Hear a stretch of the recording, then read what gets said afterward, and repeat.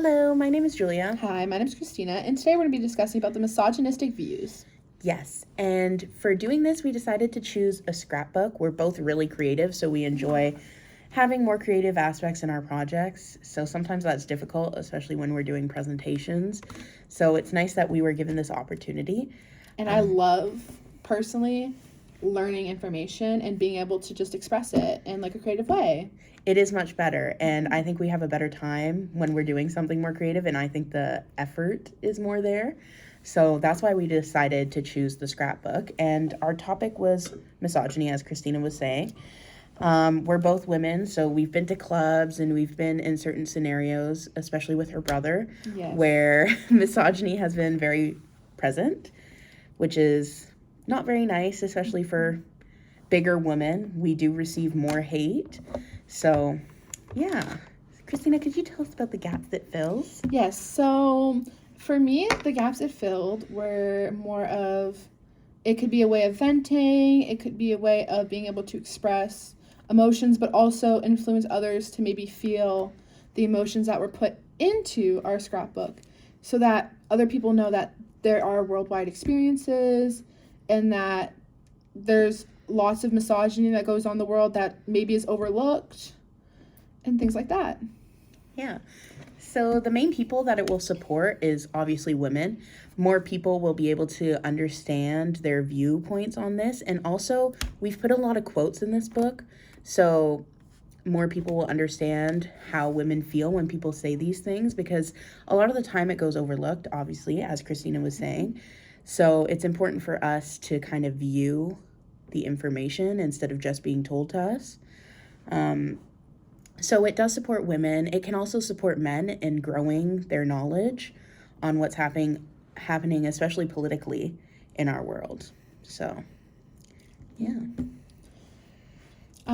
With our scrapbook, I feel like it can make a lot of change, especially in the younger generation, being more informed about misogyny in the daily life and in other aspects that a child really does focus on. For example, music. Music in this generation and the next generation seems to be very popular and everyone listens to it, and them being able to realize that, hey, like, some of these songs are really bad, especially towards young women. I feel like it could educate them a lot and be more knowledgeable about artists and other things. For example, movies and just... Yeah, especially movies. Christina, in our project, she talked about The Handmaid's Tale, and that one definitely shows a view of what the world could be if we don't make a change in misogyny. Mm-hmm. Especially some of the names that they're called is horrific. And I'm glad that it is very much available for some people to watch, especially for the older teens and stuff like that, because then they could be more knowledgeable and realize the history that we might be going back and regressing to. Yeah, especially in the States with all the laws that are being passed about women's bodies. Mm-hmm. And in our project, you can see visually, it says "Your Body, My Choice," which was a quote from a TikToker or a... He was from a Twitch streamer, actually, who is normal for comedic expressions. In reality, that is very horrible thing to say. Your body, my choice should not be used as a joke. Especially not coming out of a man's mouth. That is towards 100%. Women. Yeah, it's diabolical. Anyways, so it uses the anti-oppressive framework because we're naming the problem, we're demonstrating the issue, and it's visual.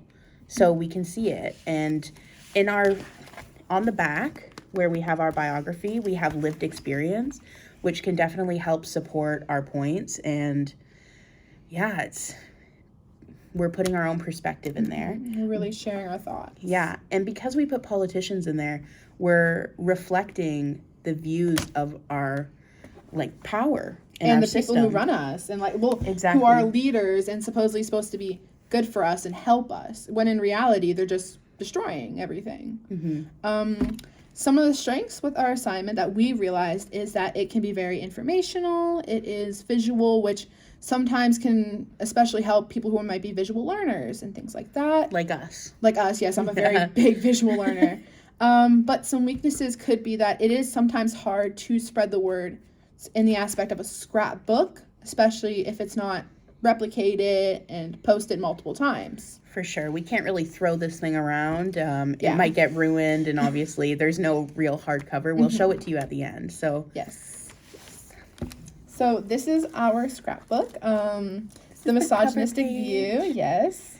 all right. So the first page here, Christina. Yes. So I made the first pages. So this is pretty much about like movies. So there are mentions of very sensitive topics where we have put trigger warnings and just like very influential, we find, especially as some are very popular. For example, 13 Reasons Why and Handmaid's Tale, and also some popular artists and some of the lyrics that we find very misogynistic and very put downish, especially towards women. There's very provocative and vulgar things said. Yes.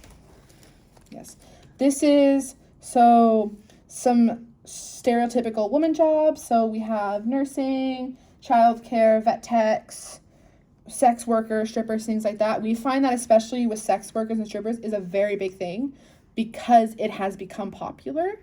I know people make jokes about it, but it's not something to make jokes about, and a lot of people don't choose, especially women do not choose to be in this line of work. They are forced. Especially on certain sites, they don't ask for consent, and sometimes they film without people knowing. So that's definitely harmful. Going on to our next topic, which actually relates to it.